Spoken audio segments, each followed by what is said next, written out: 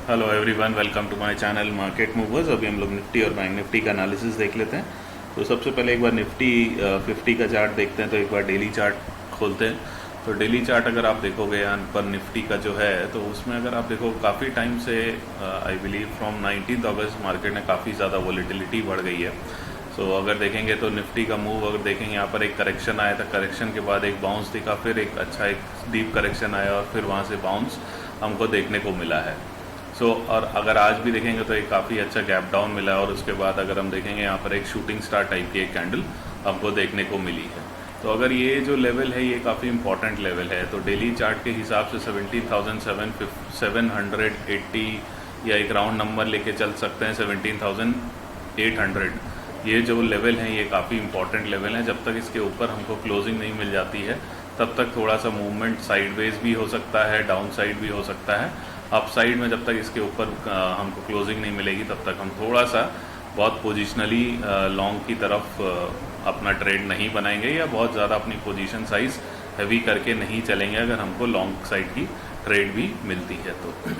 क्योंकि अगर हम प्राइस एक्शन का एक स्ट्रक्चर देखते हैं तो प्राइस एक्शन के हिसाब से ये जो स्ट्रक्चर बन रहा है ये थोड़ा सा बेरिश स्ट्रक्चर बन रहा है, या आप इसको डबल टॉप टाइप का स्ट्रक्चर भी बोल सकते हैं। तो इसमें कब कुछ इस तरीके से मूवमेंट आने की प्रोबेबिलिटी भी हो सकती है, बट ये इनवैलिड तभी होगा जब इसके ऊपर हमें कोई क्लोजिंग मिल जाती है, तो ये इनवैलिड स्ट्रक्चर हो जाएगा।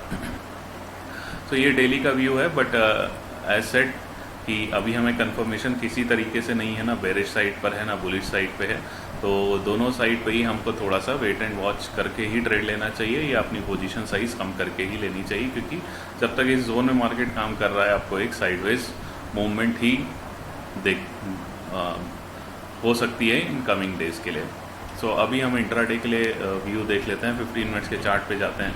तो 15 मिनट्स के चार्ट पे अगर हम देखेंगे तो ट्यूसडे पे काफ़ी अच्छा मूव आया था और ट्यूसडे के बाद आज एक बहुत बड़ा गैप डाउन आया, क्योंकि ग्लोबल सिनेरियो थोड़ा सा ख़राब था और वीक था और वहाँ पर एक काफ़ी नेगेटिव मूवमेंट चल रही है। तो उसका असर आज हमारे इंडियन मार्केट में भी मिला है और उसकी वजह से हमको यहाँ पर एक गैप डाउन ओपनिंग देखने को मिली थी और निफ्टी ने वहीं से फिर एक अच्छी शार्प रिकवरी दी। उसके बाद वापस अपने डे लो के आसपास आया और वहाँ पे ही अपना कॉन्सोलिडेट होके अपना टाइम स्पेंड ट्रेड क्लोज किया है। तो अभी हमारा कल के लिए क्या व्यू होना चाहिए? देखिए, मार्केट अभी 15 मिनट्स के हिसाब से अगर हम देखेंगे तो यहाँ पर एक रेजिस्टेंस बना चुका है 17,580 के आसपास। तो अगर हमको कोई भी इसके ऊपर 15 मिनट्स की कैंडल क्लोजिंग मिल जाती है तो आप इसमें अपनी बाइंग की पोजीशन बना के चल सकते हैं। आप अपना स्टॉप लॉस इस कैंडल के लो के नीचे बना के चल सकते हैं, और नहीं तो थोड़ा सा अगर किसी को डीप लेना है तो इस कैंडल का लो भी आप स्टॉप लॉस लेके चल सकते हैं। हमारा जो टारगेट होगा वो आज का जो हाईएस्ट पॉइंट होगा उसी के आसपास हमारा पहला टारगेट होगा। देखिए, सेलिंग के लिए मैं तभी इंटरेस्टेड हूँ जब इस जोन के नीचे हमें कोई 15 मिनट्स की कैंडल क्लोजिंग मिल जाती है। ये आप कैंडल नोटिस कर सकते हैं, जो कि हमारी लॉन्ग का भी स्टॉप लॉस होगा 17,500 के आसपास। तो इसके नीचे अगर हमें कोई 15 मिनट्स की कैंडल क्लोजिंग मिल जाती है तो आप इसके नीचे जैसे ही इसका लो ब्रीच होता है वहाँ पर आप अपनी सेल की पोजीशन बना के चल सकते हैं। हमारे जो टारगेट्स होंगे वो 17,400 से लेकर 17,300 तक भी टारगेट आप एक्सपेक्ट करके चल सकते हैं। गैप अप और गैप डाउन है, मैंने जैसे बोला कि डेली चार्ट के हिसाब से जो मूवमेंट है वो रिस्ट्रिक्टेड है, ऊपर की तरफ 17,800 और नीचे की तरफ 17,200 के आसपास। तो अगर गैप अप या गैप डाउन भी होता है तो हम वहाँ पर थोड़ा सा ट्रेड इनिशिएट नहीं करेंगे, थोड़ा सा पुल बैक आएगा।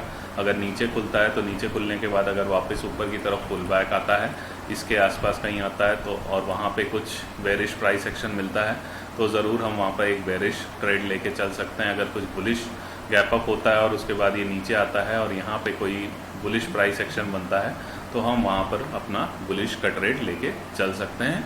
बेस्ट ट्रेड हमारे लिए यही होगा कि मार्केट अगर हमें इस तरह की क्लोजिंग दे देता है 15 मिनट्स कैंडल ऊपर या 15 मिनट्स कैंडल नीचे, तो वहाँ पे हमें एक अच्छा ट्रेड देखने को मिल सकता है। तो ये मेरा निफ्टी का व्यू है। अभी हम लोग बैंक निफ्टी का चार्ट देख लेते हैं। तो बैंक निफ्टी का भी अगर हम चार्ट देखेंगे, डेली चार्ट अगर हम देखेंगे तो डेली चार्ट में भी देखेंगे तो निफ्टी की तरह बैंक निफ्टी भी एक रेंज के अंदर चल रहा है। नीचे की तरफ अगर हम देखेंगे तो 37,950 के आसपास की रेंज है और ऊपर की तरफ जो रेंज है वो 39,800 के आसपास है। तो जब तक बैंक निफ्टी इस जोन के नीचे या बीच में काम कर रहा है तब तक हमको साइडवेज मूवमेंट ही देखने को मिल सकती है।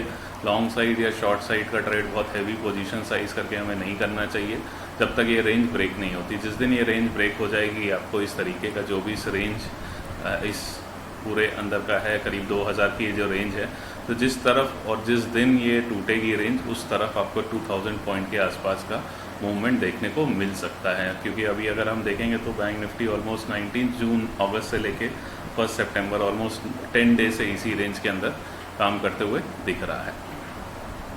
तो अभी इसमें छोटे टाइम फ्रेम पे अगर हम चले जाते हैं तो 15 मिनट्स का टाइम फ्रेम अगर देखेंगे तो बैंक निफ्टी फिर भी निफ्टी से काफ़ी स्ट्रॉन्ग था। आज गैप डाउन हुआ और काफ़ी तेज़ रिकवरी हुई थी। और आज मैंने अपना बैंक निफ्टी और निफ्टी में अपना बाय कॉल भी डाला था अपने पेड ग्रुप में और वहाँ पे तुरंत हमको टारगेट भी हमारे हिट हो गए थे। निफ्टी का मैंने दिया था सुबह 10 बजे के आसपास और वहीं पे हमारा एक इंस्टेंट मूवमेंट आया था। 17,578 पे बाय कॉल दिया था और वहाँ से एक बड़ा अच्छा मूव हमको देखने को मिला था। 70-80 पॉइंट्स का मूव काफ़ी शार्प हमको निफ्टी में देखने को मिला था। सो अभी बैंक निफ्टी में हम कहाँ पर बाय कर सकते हैं, तो अगर बैंक निफ्टी में भी 15 मिनट्स का चार्ट अगर हम देखते हैं तो यहाँ पर एक रेजिस्टेंस बना हुआ है 39,400 के आसपास। तो अगर इसको ये ब्रीच कर देता है और एक 15 मिनट्स की कैंडल इसके ऊपर क्लोजिंग दे देता है या 5 मिनट्स के चार्ट पे हमें कुछ बुलिश प्राइस एक्शन बनते हुए दिखता है कुछ इस तरीके से, तो आप इस स्विंग के ऊपर अपना बाय का ट्रेड लेके चल सकते हैं। इस कैंडल के नीचे हमारा स्टॉप लॉस होगा, जो थोड़ा सा डीप स्टॉप लॉस लेना चाहते हैं वो इस कैंडल के नीचे भी ले सकते हैं। हमारा जो टारगेट होगा वो आज का जो डे हाई है 39,650 का होगा। दूसरा टारगेट 39,800 के आसपास हमारा दूसरा टारगेट होगा। इसके अलावा हमारी सेलिंग की पोजीशन कब बन सकती है? सेलिंग की पोजीशन ये जो ट्रेंड लाइन जा रहा है इसके नीचे अगर हमें कोई 15 मिनट्स की कैंडल क्लोजिंग मिल जाती है और उसका लो अगर ब्रीच हो जाता है तो वहाँ पर आप अपनी सेल की पोजीशन बना सकते हैं। हमारा जो पहला टारगेट होगा वो आज का जो डे लो है वो हमारा पहला टारगेट होगा और उसके बाद जो नेक्स्ट टारगेट निकल कर आएगा वो 38,500 के आसपास नेक्स्ट टारगेट निकल कर आएगा। गैप अप या गैप डाउन होगा तो उसमें एस साइड निफ्टी में भी अगर कोई पुल बैक या रिट्रेसमेंट मिलता है तो वहीं पर हम अपना ट्रेड का ऑर्डर अपॉर्चुनिटी ढूंढेंगे। गैप अप या गैप डाउन में तुरंत हम ट्रेड नहीं लेंगे। गैप डाउन होता है तो ऊपर की तरफ अगर पुल बैक आता है और वहाँ पे कोई बेरिश प्राइस एक्शन मिलता है तो हम वहाँ पर ज़रूर सेल की पोजीशन बना सकते हैं। या अगर कोई गैप अप बहुत ज़्यादा मिलता है उसके बाद एक रिट्रेसमेंट आता है, वहाँ पे कोई बुलिश प्राइस एक्शन बनता है तो हम वहाँ पर ज़रूर अपनी बाइंग की पोजीशन बना के चल सकते हैं।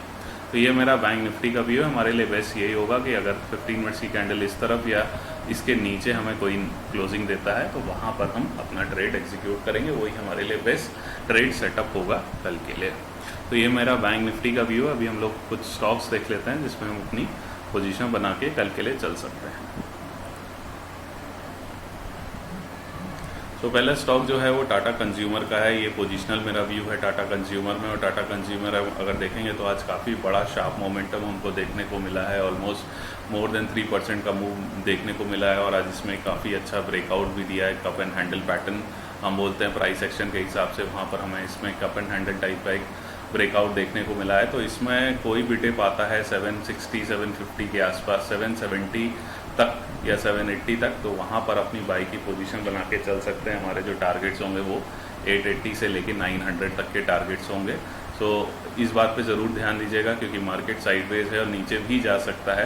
तो आप सारी पोजीशन या सारी क्वांटिटी एक ही साथ सीएमपी पर मत बाय करिएगा। कुछ क्वांटिटी आप सीएमपी पर बाय कर सकते हैं, कुछ क्वांटिटी आप नीचे अगर स्टॉक आता है तो वहाँ पर भी अपनी बाय की पोजीशन बना के चल सकते हैं। हमारा जो स्टॉप लॉस होगा वो 760 के नीचे होगा। 760 के नीचे अगर ये स्टॉक क्लोजिंग दे देता है तो हम स्टॉक से बाहर निकल जाएंगे। अदरवाइज जो भी कोई टिप आता है वहाँ पर आप बाय की पोजीशन बना सकते हैं। 880 से लेके 900 प्लस तक के टारगेट हम इसमें एक्सपेक्ट कर सकते हैं। और ये पोजिशनल व्यू है, इसमें 10 से 15 दिन या महीने भर का भी टाइम लग सकता है या हो सकता है कि 3-4 दिन में भी हमारे टारगेट्स अचीव हो जाएं।